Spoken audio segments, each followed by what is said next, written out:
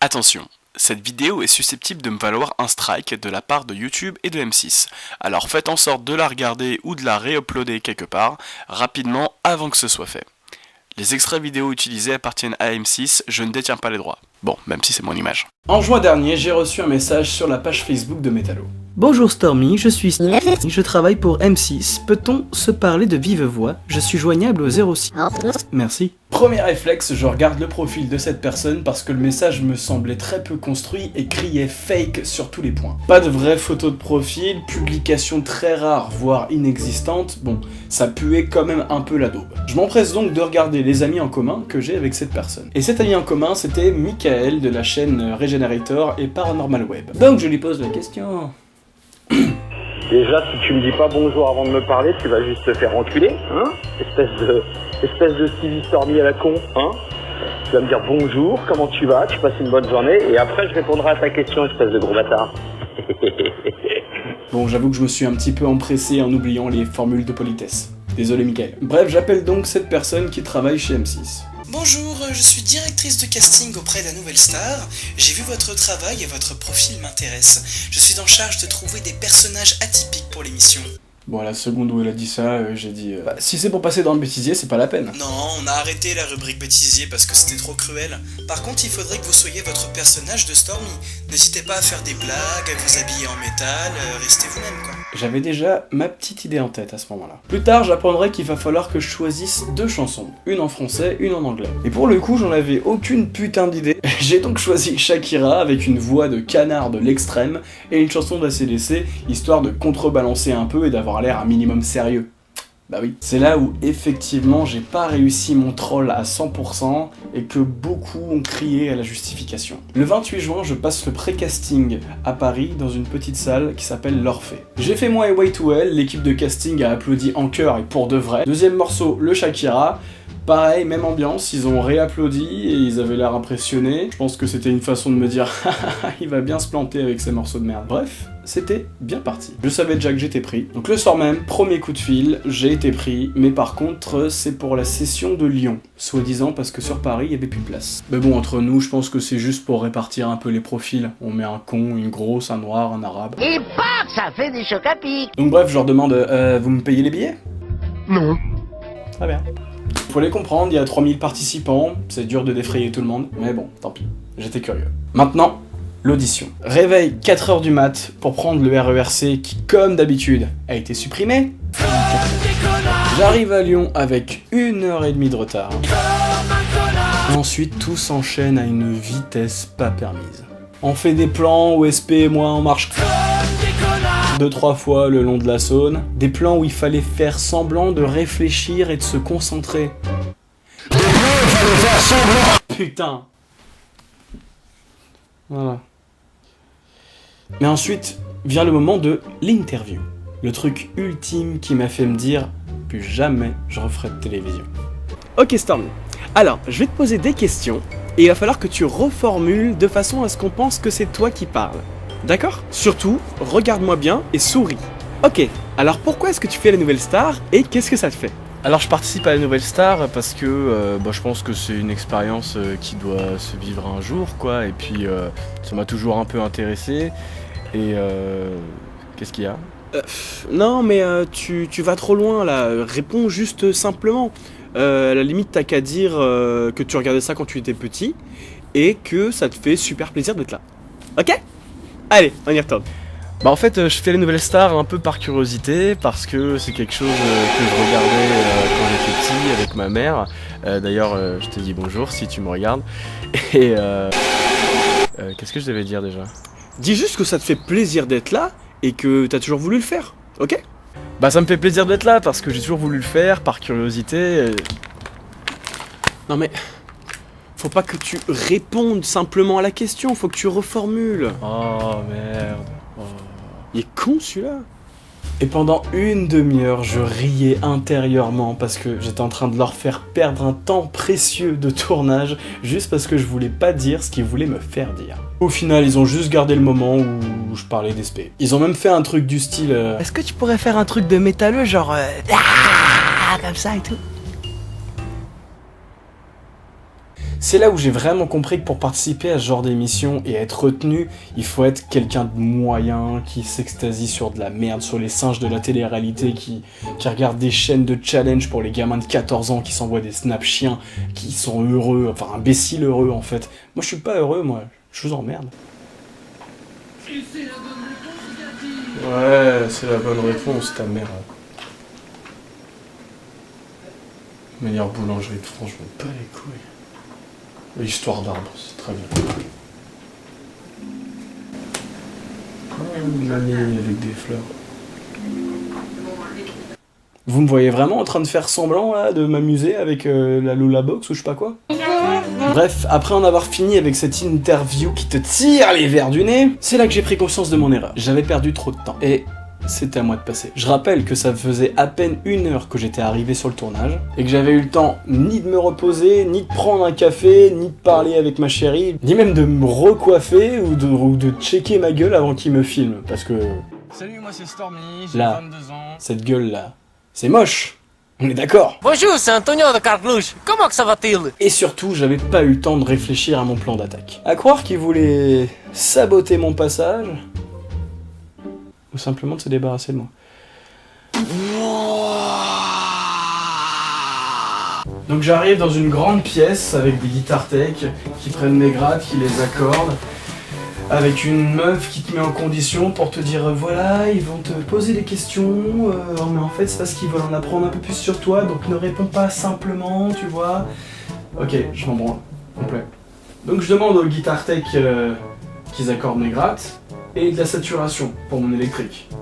Ok, pas de problème, cool. Du côté d'SP, on la met devant un grand écran où tout est retransmis, et donc elle est filmée et on lui demande oui, surtout, n'hésite pas à faire des grands gestes, à t'exprimer, dire tout ce qui te passe par la tête. Bref, on lui a demandé de s'afficher. De mon côté, il y a un autre mec qui rentre dans la salle, apparemment c'était un psychologue qui était là pour nous détendre, sauf qu'il a fait tout sauf me détendre. En fait, j'étais très détendu, bah il m'a stressé, direct. Et là, il y a le guitar tech qui arrive. Par contre, y a pas de distorsion, hein. Vas-y, c'est à toi.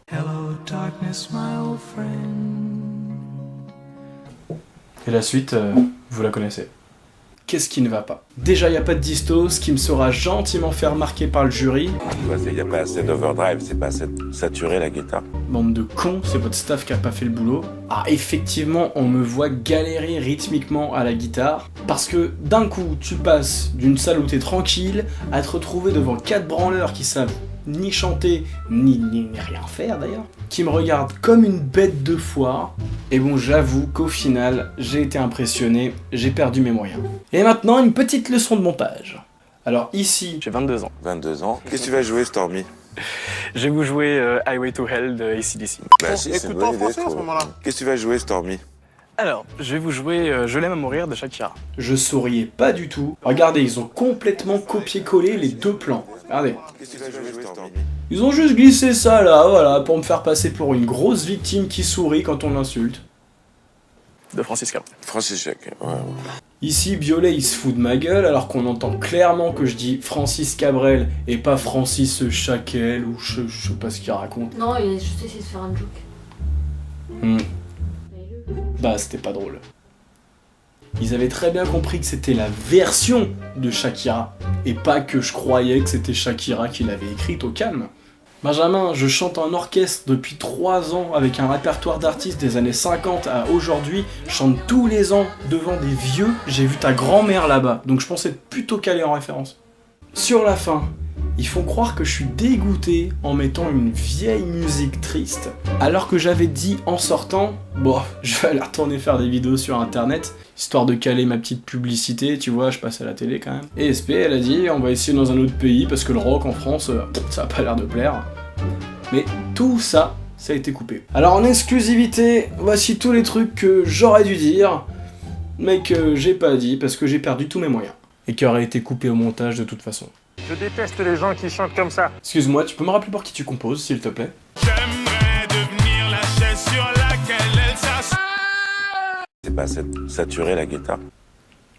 Excuse-moi, tu peux parler plus fort, s'il te plaît? Moi, j'étais allergique à sa voix, carrément. Donc, c'était très difficile pour moi. Excusez-moi, vous êtes qui? C'est bien parce qu'avec le chèque d'M6, tu vas pouvoir te refaire le nez, arrêter de chanter avec, t'acheter des cours de chant et tout. Après, fallait rester tout le reste de la journée sur place, même si on avait perdu. Putain, fait chier. Pour qu'ils puissent tourner des trucs de remplissage à la con qui n'ont même pas été utilisés de toute façon. Et là, SP discutait avec un mec qui, lui, a pu arriver à 10h du mat alors que le rendez-vous était à 8h, qui a pu se faire payer les billets pour aller sur Lyon, qui grattait l'amitié avec Scheim, ou c'était peut-être Scheim qui grattait plus l'amitié avec lui en fait, et qui se faisait suivre à la trace par les caméras. Comprenez que le mec était clairement déjà présélectionné avant même d'avoir fait l'audition. Et c'est là où tu te rends compte qu'en fait, c'est pas un tournage de télé-réalité, c'est un tournage d'une série où tout est déjà scénarisé. Par exemple, à chaque fois que quelqu'un sortait de l'audition, ils venaient nous chercher tous. Allez, venez, on va tous l'applaudir. Vous, derrière votre écran, vous croyez vraiment que c'était de la fraternité entre chanteurs? Ouais, allez, on est tous potes. On n'a rien à branler, mais d'une force. Vous pensiez que c'était un acte altruiste et spontané? Mais que nenni, que nenni. Ok, alors le candidat vient de sortir, on vient tous l'applaudir. Allez, en piste, on va tourner dans pas longtemps.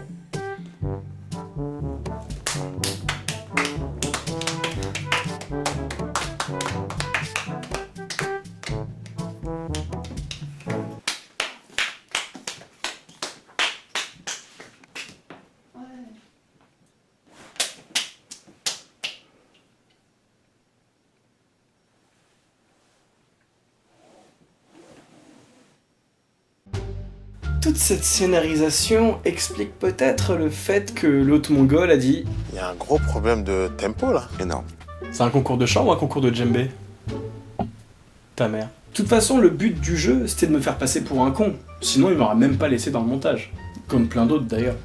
Surtout que tout le reste de la journée, avec la Nouvelle Star ça continue, on te fait parler avec des marionnettes et des têtes en carton à la con. Tout ce qu'ils attendent de toi, c'est que tu rigoles comme un débile à leurs vieilles blagues, en fait. C'est juste qu'il faut aller dans leur sens et être heureux et s'extasier sur tout et n'importe quoi et faire bonne figure, en fait. Et moi, je m'en bats les couilles, je vais pas faire bonne figure. Tout ça pour faire genre, ouais, on est heureux, oh, on est content, t'es contente la ménagère? Allez, on y va, allez, on est tous contents, allez. Moi j'étais venu avec ma guitare électrique et mon petit ampli à pile pour chanter 2-3 trucs dont un morceau de Linkin Park. Je l'ai chanté comme un tueur et comme par hasard, ils l'ont pas passé. Ensuite il y a eu une grande ronde hypocrite avec tous les chanteurs avec une espèce de vieille guitare sèche là où on était censé faire semblant que ah spontanément venez on fait une chanson, allez on va trop s'éclater.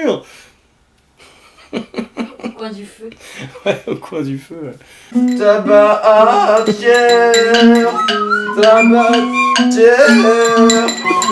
bon tabac. Voilà, du bon tabac. Moi, je suis du bon tabac. J'ai du Marlboro, j'ai du pas mal. J'ai du bon tabac dans ma tabatière. Dans la tabatière. Mais ta gueule! Donc ils ont fait un premier morceau avec Scheim au milieu en train de faire des maracas, ça s'est même pas joué. Et au deuxième, j'ai dit à un gars, vas-y file-moi ta guitare 2 minutes. J'ai joué à Wonderwall de Oasis, donc on a tous chanté, et ils m'ont tous regardé en mode mais tu sais chanter toi? Même Scheim elle a bugué en voyant ça. Mais évidemment, ça aussi, ça a été coupé au montage. Après on sait jamais. Peut-être que dans les prochaines émissions ils vont le réutiliser, mais ça, je suis pas sûr. Bref, j'y suis allé par curiosité et pour me marrer. Au final, c'est eux qui se sont foutus de ma gueule et c'était pas marrant. J'en ressors déçu plus qu'autre chose. Si c'était à refaire, je pense que je le ferais sérieusement. J'aurais pris le temps de choisir les bons morceaux, mais en toute honnêteté, j'ai pas du tout kiffé l'ambiance télévision, l'ambiance fake, l'ambiance hypocrite, qu'on te lèche le cul pour tout et n'importe quoi.